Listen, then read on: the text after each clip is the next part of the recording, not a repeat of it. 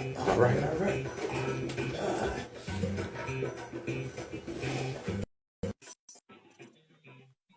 Get started. Man. Good morning, y'all. It's in there. All right, all right. Oh, yeah. Oh, right time for the theme music.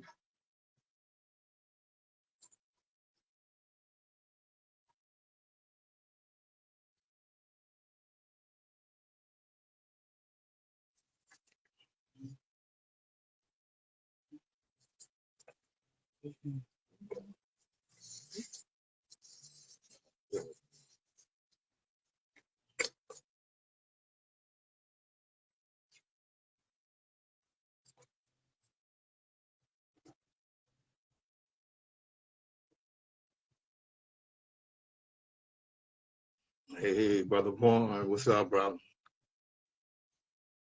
All right.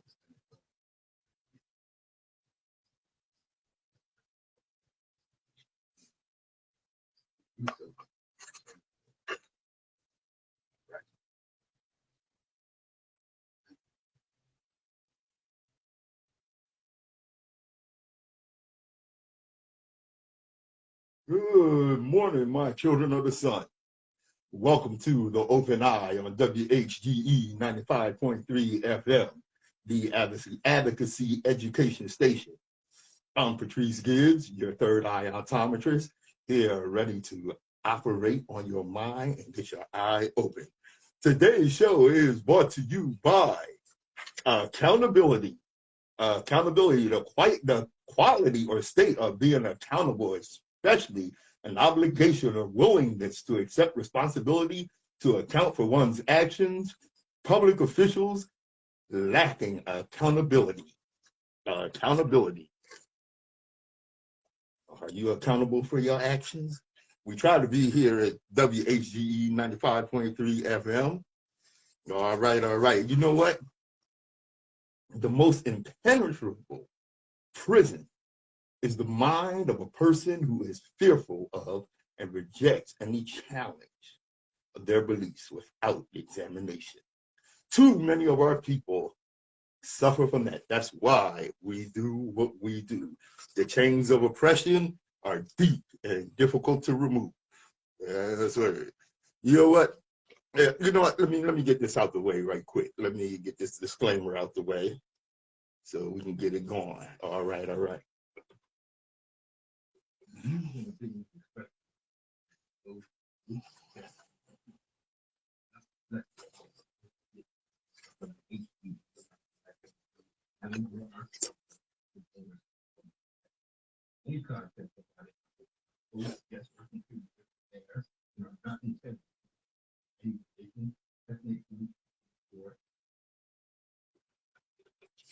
WHGE 95.3 FM, the Open Eye. Our resilience. We are a resilient people. Our history just shows us that. Of course, there are obstacles that impede our progress, but as long as we approach these with a negative defeatist mindset, we will never advance. Speak it into existence. I hate to hear things like this. My family didn't have the wealth, educational, financial, corporate legacy, or connections. Therefore, my future is predetermined to be dismal. That's crap, y'all. We are a prime example of what determination, courage, and resilience can produce. There are many that will and have made great strides and will open doors and bring many of them with us. See, I reject the naysayers. The hell with them. Many claim that Dr. King messed a lot of people up and set them up for failure and disappointment by telling Black people we can do anything. Guess what? We can. Neither the obstacles, lack of resources, nor access to the ball or the bag and all that comes with that has stopped us before.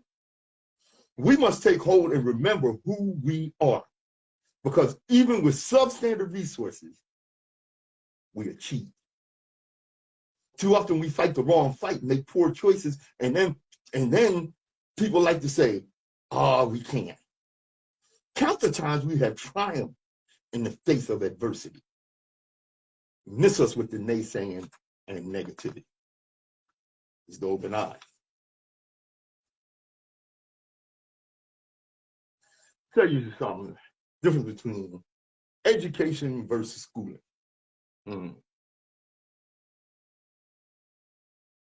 I believe, this is a quote, I believe that for Africans in the United States and elsewhere for that matter, education must be recognized as a process that should reflect our own interests as a cultural nation and be grounded in our cultural history.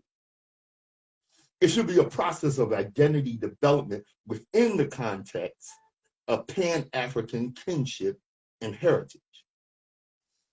Education is our means of providing for intergenerational transmissions of values, beliefs, traditions, customs, rituals, and sensibilities with the knowledge of why these things must be sustained.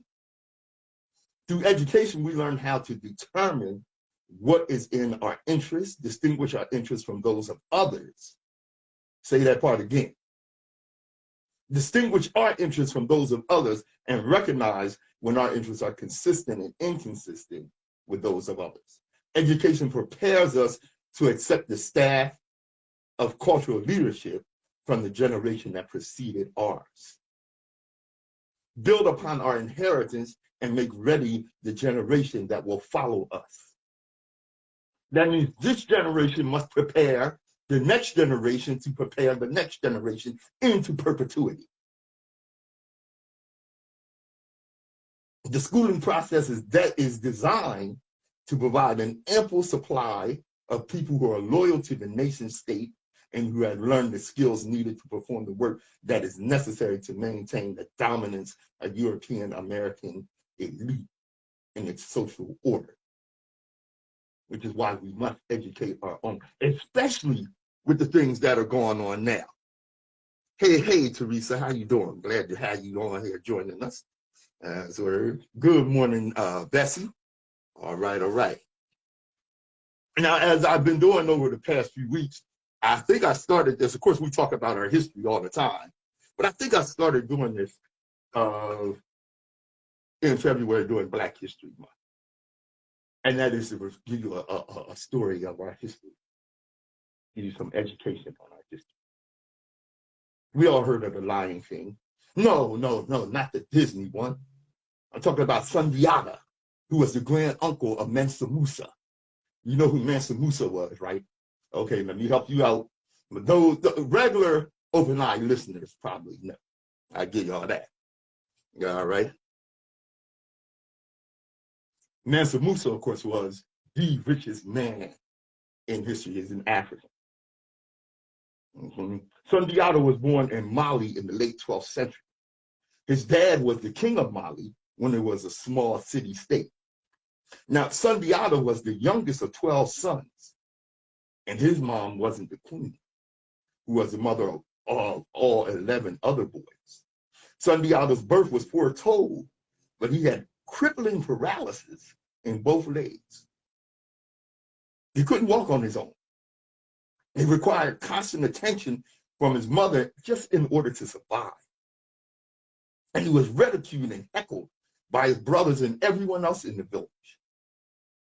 This significantly affected Sundiata, and he was determined to do everything he possibly could in order to walk like his peers. Through this determination, he one day miraculously got up and walked and attacked a boy disrespecting his mother. After the death of the king, to escape persecution and threats on her son's life, his mother took her children, Sundiata and his sisters, into exile. They eventually made it to Nima, where the king of Nima granted them asylum. Sundiata was determined. Okay, he was determined. He was admired by King Nima for his courage and tenacity. So much he was given a senior position within the empire. The new king of Mali, Sundiata's oldest brother, gave his own sister as bride for Sumauro. the invincible king. Suamuro Kante of Soso, who had already conquered Ghana, married the sister, then conquered Ghana, and had every single brother ritualistically and brutally murdered. Word reached Sundiata a few weeks later: your family is dead. Your people are tormented. Your father's throne is in the hands of a foreign tyrant. According to prophecy, only you, the rightful king of the Mandingo people, can save them. Sundiata returned, destroyed the Soso army, and became the first emperor of the Mali Empire. He was the first of the Mandingo line of kings to adopt the royal title Mansa, king or emperor in the Mandinka language, known as the Lion King for his heroism, bravery, and sense of justice. It is said the Lion King's story was stolen from the Mali people and loosely based on Sundiata Keita's life, which is no surprise at all. That is absolutely no surprise. Give you another one, because this story here, how can I say? Well, you'll understand once you hear the name. Okay, a few historical people came from this family. The first one that became known was born in 1855 this month, John Mercer Langston. Name sound familiar? Yeah, when I finish this, you'll know. John Mercer Langston became the first Black public official in the U.S., serving as a town clerk in Brownhelm, Ohio. A year earlier, he had been the first Black lawyer admitted to the Ohio bar. Born free in 1829 in Virginia, he was the youngest of a white planter from England and a freedwoman of African and Native American descent. After his father's death, he and his brothers moved to Ohio, where they attended prep school, becoming the first Black students admitted. After earning a bachelor's degree, he earned a master's degree in theology in 1852 from Oberlin College. Because of his race, law schools in New York and Ohio denied him entrance. But he remained determined, becoming an apprentice under future Congressman Philemon Bliss, and was admitted to the Ohio bar in 1854. This is before the Civil War, obviously. He became active in the abolitionist movement, delivering speeches and helping runaways escape slavery. The enslavement and degradation of one portion of the population fastens galling, festering chains upon the limbs of the other. For times these chains may be invisible, yet they are iron linked and strong, and the slave power, becoming strong-handed and defiant, will make them felt. That's what he said. That's what John Mercer Langston said. White Americans cannot stand as idle spectators to the struggle, but must unite with us in battling against this fell enemy if they themselves would save their own freedom. That's some deep understanding there. As Dr. King said, you know, you dig a ditch to keep me in, you got to come down in that ditch with me. During the Civil War, he enlisted hundreds of Black Americans to fight for the Union Army. And when the war ended, he argued that those who fought in the war had earned the right to vote. A nation may lose its liberties and be a century in finding it out. Where's the American liberty? After the war ended, Langston became education inspector for the Freedmen's Bureau and later helped draft the Civil Rights Act of 1875. 2 years later, he served as a U.S. minister to Haiti. He went on to help found the law school at Howard University and even served as interim president of the university after serving as the first president of what is now known as Virginia State College. In 1890, he became the first Black Virginian to serve in Congress. One of the last African Americans to serve in that capacity before a Jim Crow era arose at the end of the 19th century. Southern states disenfranchising Black citizens. He practiced law until his death in 1897 in Washington, D.C. And his great nephew became one of the nation's best known poets.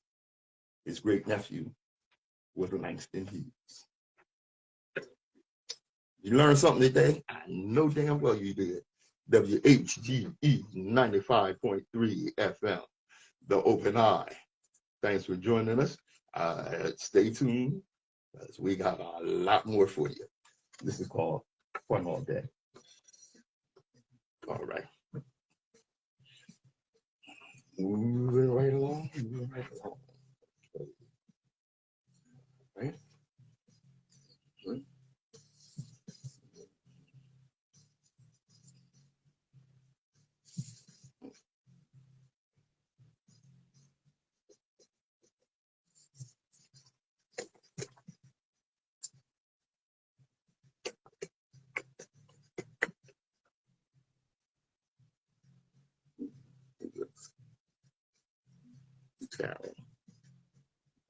Okay. Oh. All right. Okay.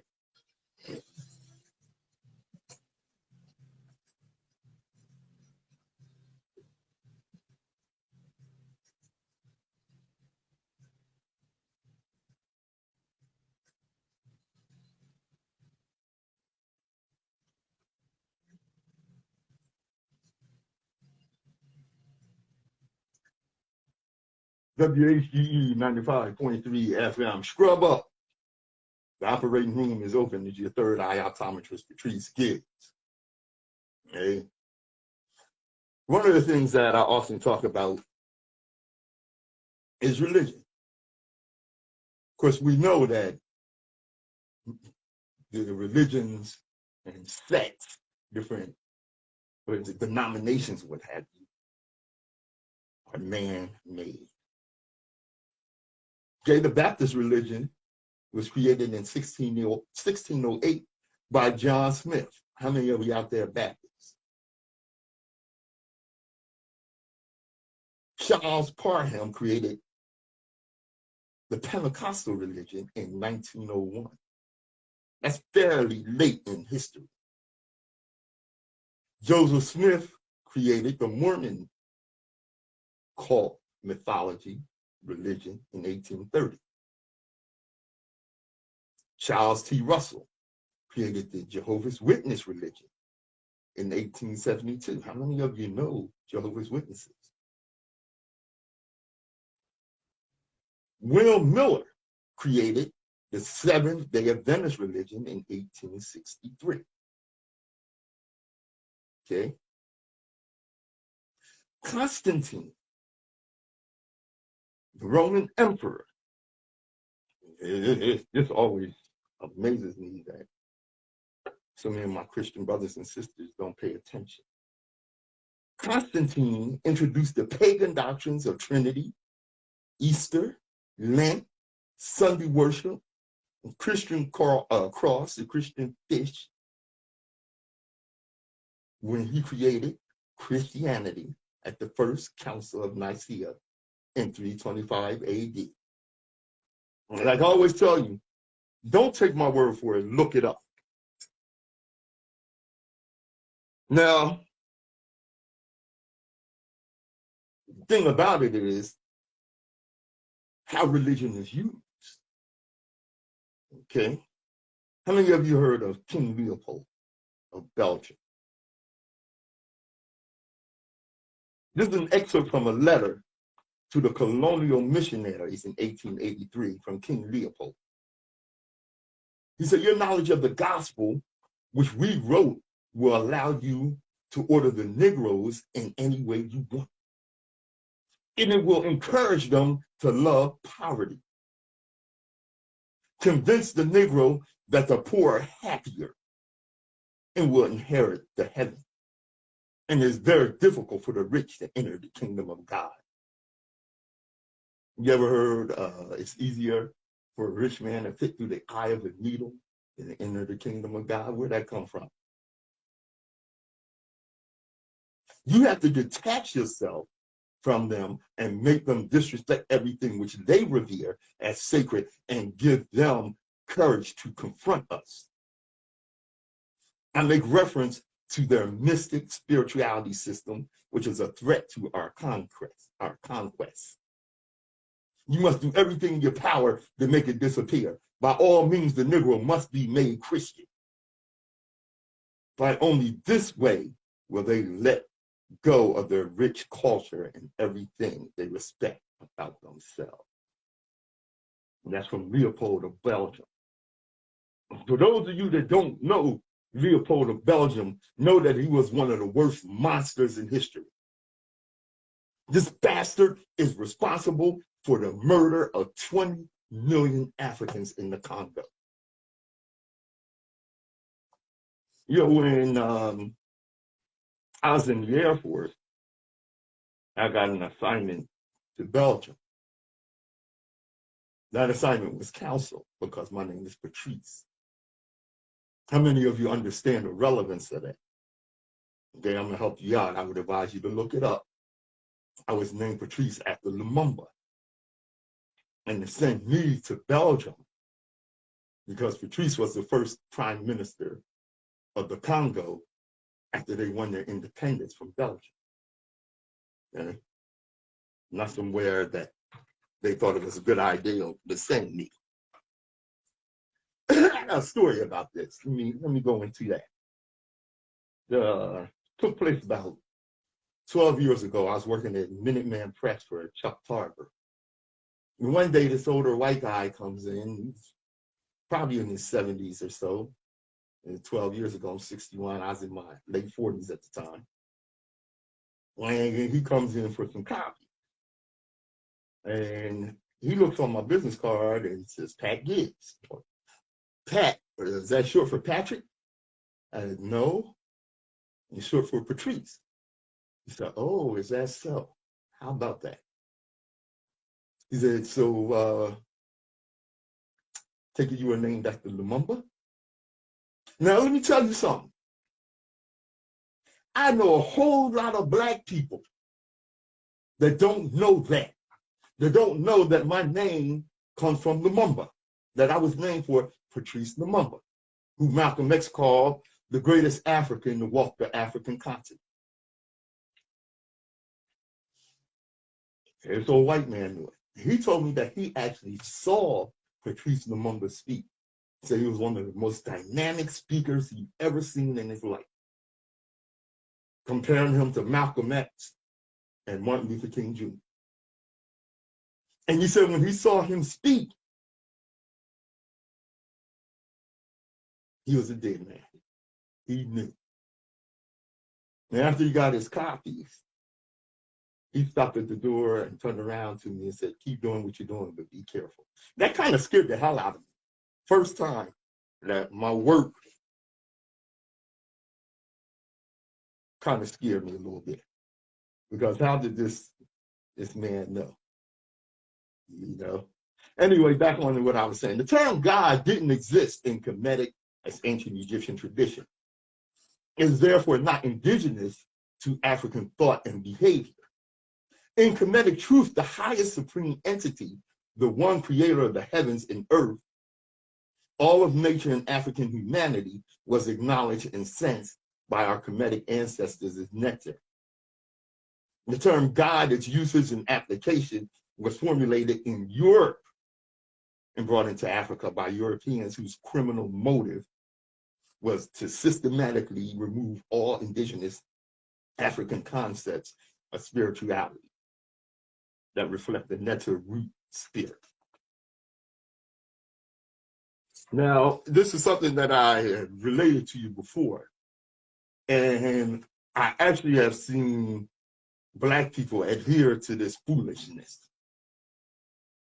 One was a state rep in Florida, and of course you have the Hebrew Israelites who feed into this nest that we are cursed. I related this to open-eyed listeners before, but you learn by repetition. I've seen several posts by Black people stating that Black people suffer the oppression and horror of slavery because the Black people of Africa were and are disobedient to God, thus were cursed with slavery as punishment. I'm not sure if this view should be defined as slave mentality, mental illness, or just idiocy. According to this stance, God is punishing Black people for their shortcomings while allowing our oppressors' evil and deviltry to go unchecked and unpunished. From this viewpoint, God is mean, vindictive, and racist, and obviously doesn't like Black people. Religious Black people who take this stance claim our ancestors chose disobedience by not believing in the religions introduced to Black people by foreigners, thus chose slavery. Our ancestors are at fault for the evil that has befallen us. Furthermore, Black people are still suffering because of continuing disobedience and are slaves to the idols of sex and materialism.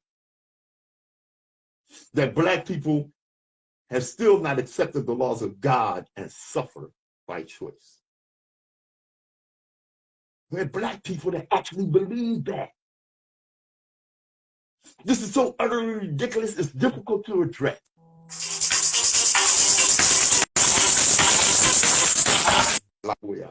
Look, let me finish this off, okay? This is so utterly ridiculous, it's difficult to address. First of all, it is hypocrisy of the lowest order. Every one of these so-called religious people, some have the audacity to call themselves spiritual, pursue the trappings of wealth and the decadent creature comforts that modern society offers. Second, it is the height of ignorance to blame the oppressed for their own oppression, while excusing the evil and deviltry of the oppressor. Third is outright blasphemy to claim that God has cursed a whole race of people with such evil. If there is a God, this God did not mean this evil to befall anyone. This deviltry is the work of man, specifically white man. The energy of the universe created man. Man created gods and religions to oppress and enslave. Any Black people that believe such foolishness curse themselves out of their own mouths. Keep your ignorance and curses to your goddamn self. Leave my people alone. This is Open Eye, WHGE 95.3 FM.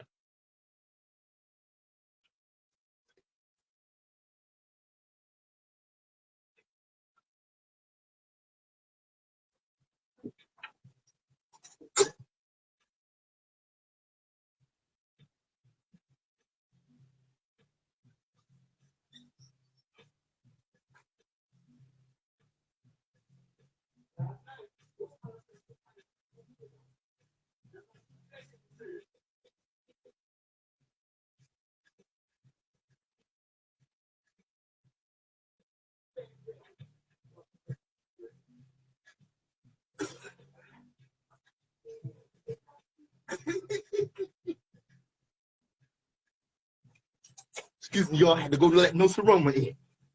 All right. We're gonna get it on. Okay. All right, I did that.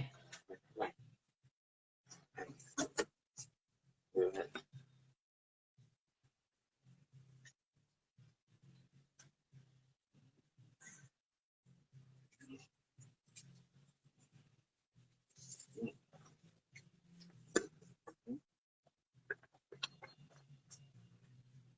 It's gonna take long. All right.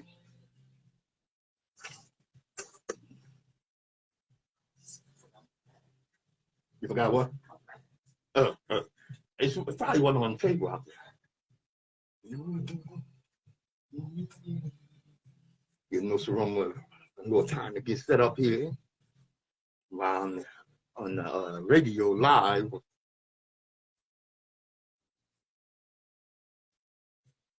Catching the music.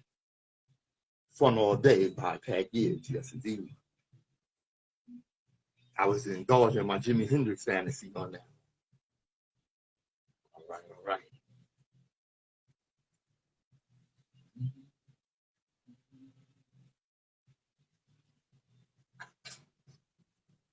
Just give us a minute.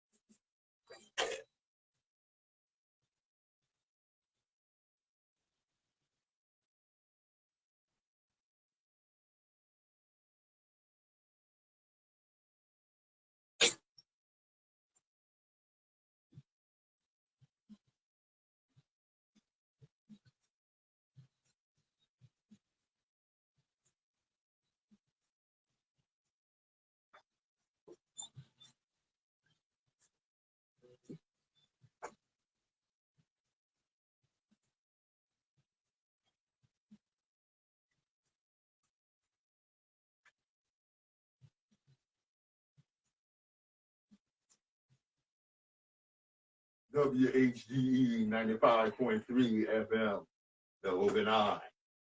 I'm your third eye optometrist, Patrice Gibbs, joined by our intellectual surgeon, Nsoromma. Well, good morning, brother. Yeah.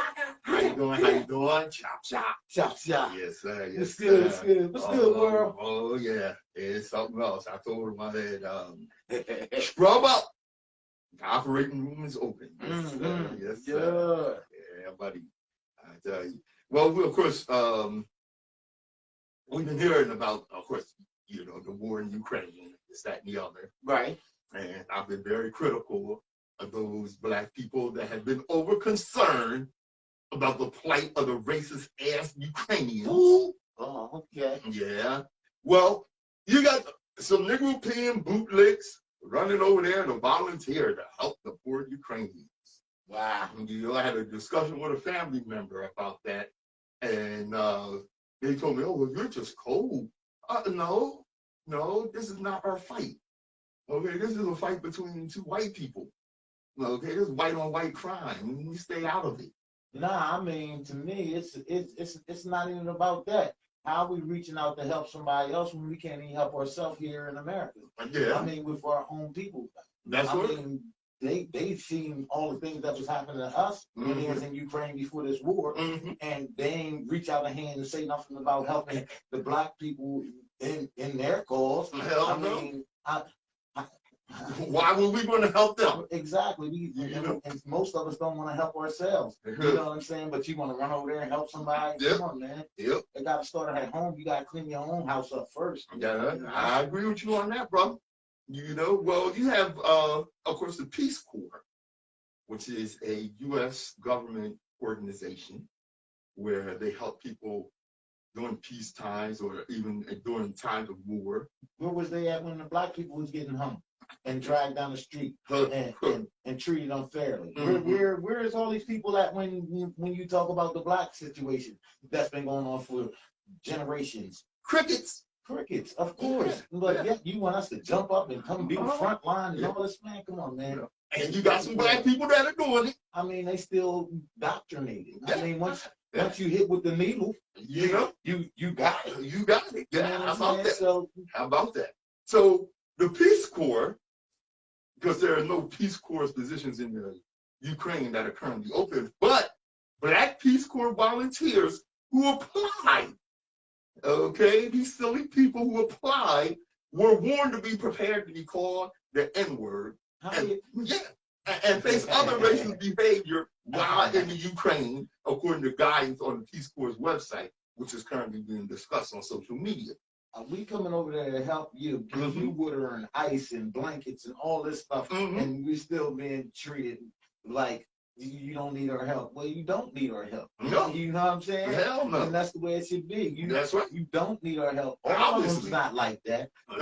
I mean, you got some people that out of the few snakes that come to the door, like as you say, like Ali said, but the majority and all of the situation, I mean, that's crazy, man. Well, the warning, which includes personal accounts from volunteers, calls for having thick skin and an understanding that racial discrimination comes from Ukrainians' lack of exposure to Black people. BS. BS. I had to catch myself. I had to catch myself. I missed on my the radio. and everything. Yeah, it get rough.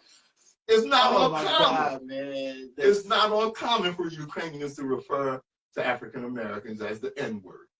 And they might call you a monkey. Did you hear? Did you hear? They think the N-word. A lot of countries is what I have realized is they think the N-word because they use it in all these records and hip hop songs and that they call themselves that sometimes. Yeah, also, that's crazy. That, right? So I mean, now they think that word is just a word. It's like a hey brother type of thing, and they saying hey N-word. You know what I'm saying? And they don't really realize that that's a that's some of the younger disrespect. Yeah. I mean, when you go to different countries like China, and in China they was getting off the train, and every black person was getting off the train. China people would say, hey, you know what I'm saying? Yeah. So I mean that in itself, the word itself should be put on the ban list. Well, you know what? I hear what you're saying, bro. That's a terroristic word. It is when it's used by them.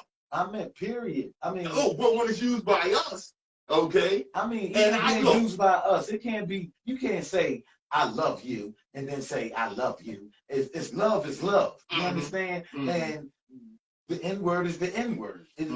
That's just it's simple. You can't. It ain't no gray area in that. Well, okay, I hear what you're saying, right? And I hear what you're saying about we should get rid of the N-word.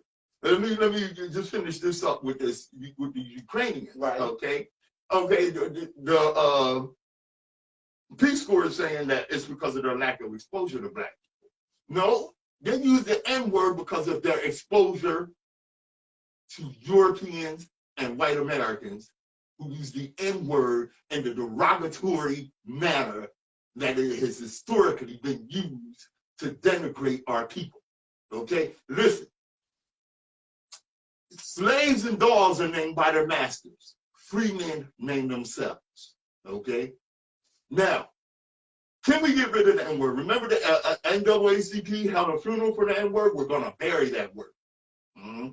Well, you can't bury that word until you bury the conditions that make that word a reality. Because America is an N-word producing machine. America is the home of mass incarceration and oppression of black people. America is an N-word producing machine. Okay? It is a social construct that makes the N-word relevant.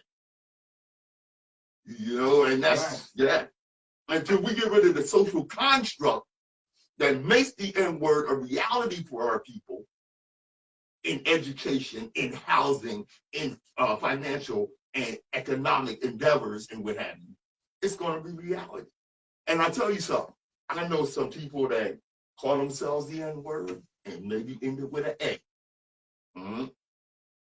That if I was going down the street and said, yo, my N-word, help me out over here, they will come running. Where I said to some people, yo, brother, come over here, help me out over here. I ain't none of your brothers. But that's just how distorted that we are as a people. You know what I'm saying? Yes. We'll respond to the N-word instead of respond to brother. Right. And that's sad. That's very sad. That's sad. Being what they call some people incorrectly term me as Hoteki because of my leaning towards Kemet, which is Egypt. Okay. Some of these same people, if I said to them brother or God, they would look at me like there's something wrong with it. But if I said the N-word to them, yo, what's up, my N-word? But that's all in the grazing. That's all in the family morals that they have. You yes. know what I mean? That's just terrible, man. We still in 22 have to be addressing this conversation. This conversation. You know what I'm saying? Yep. Like, that's messy. It is. And man. we say, like me, right now, I was like back in the Roots days and all of that. I don't think I could have lived back then. Or I would have been one of the people that they had to cut off both his legs from right now. I poisoned the master or something. Mm-hmm. You know, I would definitely be the rebeller Mm-hmm. in that situation. Mm-hmm. And right now, Mm-hmm. that's what's going on right now. So Right now. if you don't have the proper tools to be able to rebel, Mm-hmm. to be able to read up on the laws, to be able to read up on the constitutions that apply to us and where we land in this situation, if we can be taken out of this particular corporation, I mean, it's a lot to it, man. Yes, it is. Yes, it is. Like Nsoromma said, this thing is beyond deep, y'all. Most definitely. Yeah, this thing is beyond deep. Because I tell you what, and like Nsoromma said, you know, if we don't educate ourselves on this and understand what's going on, we're not going to be able to make a difference. WHGE 95.3 FM on Patrice Gibbs. Nsoromma. In the house. 844-944-3953. Hit us up. Yeah. Cha, cha, cha, cha, cha, cha. What's good? Yo, what's good? Ready to kick it? Hey, yo, let's say, hey, yo. Terry, Teresa, Ford, what's up? Good morning. Yeah, what up, Mitch? I see you. You ain't never come by the studio. Yo, you gotta do what you say and say what you do. You quit playing, boy. You know what I mean? Well, we all know that Supreme Court nominee Ketanji Brown Jackson is no longer a nominee. She has been confirmed. Ketanji Jackson is now a Supreme Court justice. But yo, this was a prime example of the racist America that is in position right now, and how much they think that they supposed to be able to control other human beings. Yeah, man. Like that's still. They still have that mentality. These Supreme Court justices that have been sworn in for 100 years is these same people that was hanging people and getting people killed, and they're putting not one person bringing them up for justice. They've been in position for years and years and years. Right. And just to see the disgusting racist antics, you know. Yo, man, and right, and you as a white person should really hate that if you're not like that. You know what I mean? That was such disgusting. Oh, yeah. You know, you saw them get up and speak real nice. It's nothing like polite racism. You know, well, she's very well accomplished and this, that, and the other, but I'm voting no. Right. You know, for what reason? The chicken was good when I went to her house, and the greens, all the kids. Yo, surprisingly, it wasn't no diapers around. I'm just going to have to say no. No. Yeah, I mean, you know, now, here's the real killer. What? Okay. There's one black man, and I use the term loosely, in the U.S. Senate. What? Tim Scott. Man. And Tim Scott, surrounded by a group of white Republicans, a bunch of racists, said, yes, she is very accomplished and educated and one of the most qualified people, but I'm voting no. And all those white racists behind him cheered. Now, he thought that they were cheering for him. What they were cheering for was, that's a good boy there. We got us a good N-word. But yo, to understand how deep that the mental warfare that they have on us, this is mental warfare. We are worse than Ukraine. We are worse than Ukraine. The war that they have in Ukraine, you see it. They dropping bombs.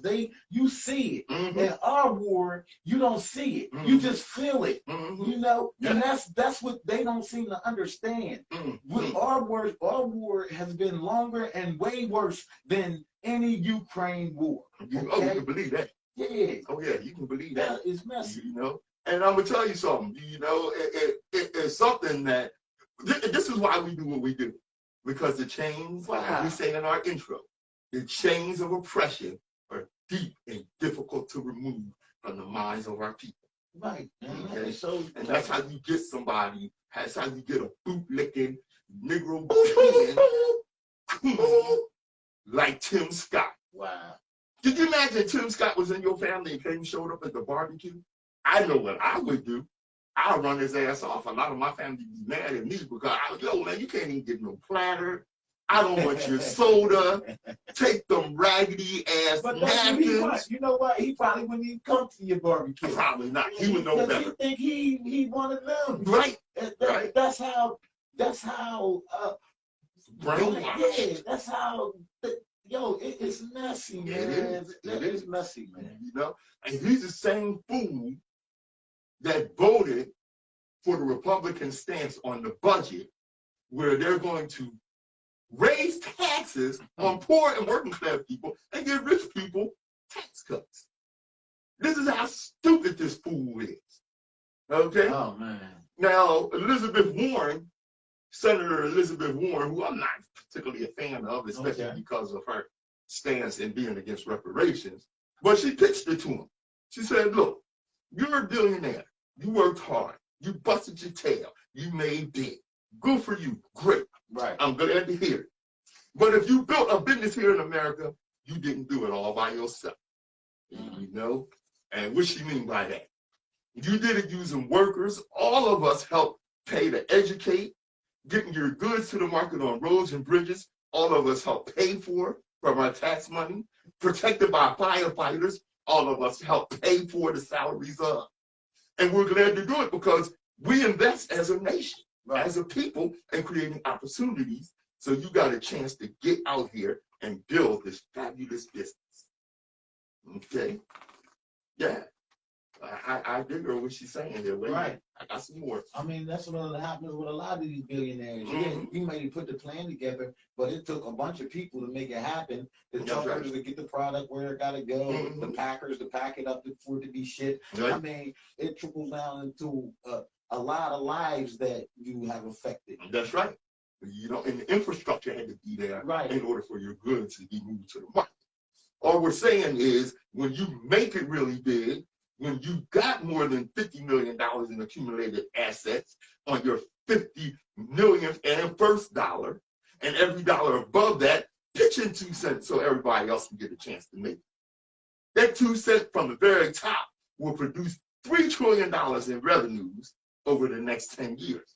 That's too long for me. I say hit them with a dime, at least. That's enough money to purchase universal child care, early childhood education, okay, to revitalize all the schools, to cancel the $50,000 student loan debt, put real investments in our historically Black colleges and universities, which are so messy.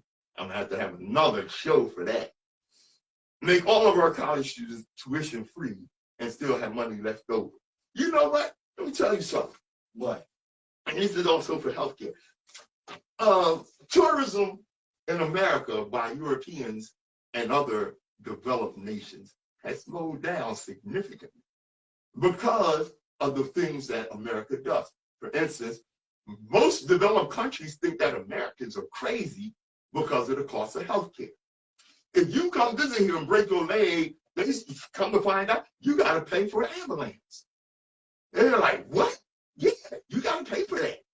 And look, an ambulance you cheaper to get an Uber driver than to get an ambulance to the hospital. Okay? Because an Uber ride costs you about $10, $15. That ride in an ambulance, $1,500. Yeah, at least. And plus the technicians. Right. Right. I mean, that's America. Get over. Yeah. You know? Yeah. That's word. You know? Oh, one of the things that came up, there's criticisms by these racist white Republicans who were so against Judge Jackson, is they claim that she is soft on pedophilia. Well, they need to look at themselves because a lot of them got child pornography on their computers behind the judge's desk. Let me tell you what's going on down in Tennessee. What? Tennessee Republican pushes a bill to allow child marriages that respect the state's current minimum age of 17 before couples could tie the knot. So what they want to do is they want to get rid of the age requirement in Tennessee for marriage. Okay, if you're under 17 right now, you have to have your parents' consent. They want to get rid of that. Why do they want to get rid of that? Because it's, I mean, just think the person that put this bill into play. I guarantee you that he's white. Yeah. There's no black person that thinks like that. Only white people think like, you know, molesting. Molesting mind is that ain't normally black. That's normally a white thing. Yeah. So, and we got these kind of people that's putting bills into play instead of the bill that can help a community, or like you said, the reparation bill to help build up, you know, a particular group of individuals. They don't want that. But they want to be able to come and take your child out your bed and rape them and do all kind of things to them and not be punished and not be accountable because you want a position. Wait. Say that again. Not be accountable. Right. Today's word, accountability. Right. Okay. All right. Now, one Nashville representative, Mike Stewart, he called the bill ridiculous and rightfully so. And here's why he said it's ridiculous. He said the bill was a get-out-of-jail-free card for people who are basically committing statutory rape. He's absolutely right. It is. That's what it's. And how did he get in position to be able to want to pass a bill like that? Right. He should be out. Period. For even thinking like that. We got to stop it at the core. That's what you see what kind of people being put in office and the things that they saying and the things that they doing. So if we ain't aware of, Frankie wanna take it, bring 3-year-old kids and drink coffee with them. And then marry them so they can't testify. Marry them and so they can't. Come on, man. Don't think like that. I'm gonna tell you who thinks like that. Okay. Now this is going on in Tennessee, and I'm gonna tell you who thinks like that. Okay. It's a dude in Wyoming. Okay. He's a state senator and he's running for U.S. Senate or something. All right. This guy is named Senator Anthony Bouchard. Anthony Bouchard. Yes, he's a Republican trying to unseat racist ass Liz Cheney. I missed that boot, y'all. Okay. All right. Yeah. When he was 18, he impregnated a 14-year-old girl. He should be in prison. Yeah, but what did he do? He married her.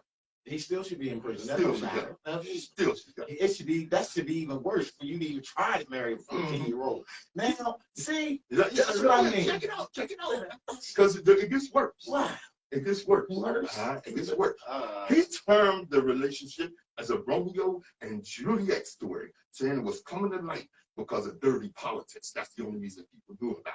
Oh, no, you sorry bastard. So he was trying to sneak into it. That's what he he was told doing. me. Yes. When the crack came out, crack comes out in laundry. That's even worse. That's even worse. So he married this girl. All right. Now, Wyoming, they have a law against statutory rape, but since he married her, she couldn't testify against him. So what he did was he married her, he stayed with her, they had the child, this, that, and the other. Okay. As soon as the statutes of limitations ran out, he divorced her ass, kicked her to the curb, and didn't want nothing to do with her, and the girl committed suicide. Wow. Yeah, that's how sorry this fool is. Yeah. That's who's in favor of that kind of crap. Bigger than big. That's You know? Oh, wow. Yeah. That's word. You know, and this is the kind of stuff that we're dealing with here. Wow. You know? Yeah. That's it most definitely messy. Yeah, that's messy. That's it. Oh, you know? God. Now, it brings me around to what makes them uncomfortable. Well, of course, we do. Our presence makes them uncomfortable. Our success makes them uncomfortable. Okay? And when you're dealing with white discomfort, because whites have been raised to believe that the police are always good. And some of that, it doesn't just come from their upbringing, but it comes from TV.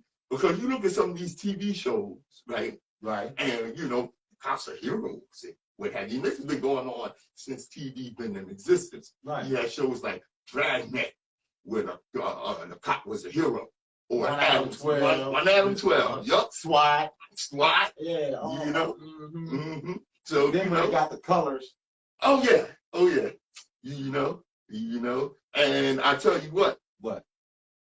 When a white person calls the cops over black people barbecuing in the park, sleeping in the common room at Yale, or sitting in Starbucks, knowing that Tamir Rice's life was snuffed because somebody called the cops on a 12-year-old boy for playing with a toy gun in the park, something that white boys do all across the country without fear of being shot, and that's a national story. You can't say you didn't know what happened. Okay, you can't say you didn't know what happened. All right. When the cops were called on John Crawford in Walmart where they sell guns, who was holding an air gun, he got out the shelf in the store and cops ran in there and shot him. When you know these things happen and you call the cops on black people for mundane, everyday living, what you are saying is that your white discomfort and is more important than the fact that a black person could be snuffed out in a few minutes. You know what? Who cares about your comfort? That's right. Who cares about your comfort? I tell you, like I said, you come around us, you're gonna be very uncomfortable.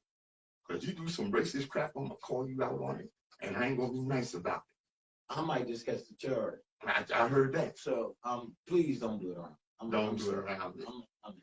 Well, you know, it's 12 o'clock. It's 12 o'clock already. Timeless Thomas is coming up on the air, followed by Rachel Wilson. That's right. Yes, indeed. Make some intelligent noise. That's right. But let me give you 9 important facts before we go. Okay. Number 9, death is the #1 killer in the world. Right. True. So life is sexually transmitted. True. Okay, stop making sex a dirty thing.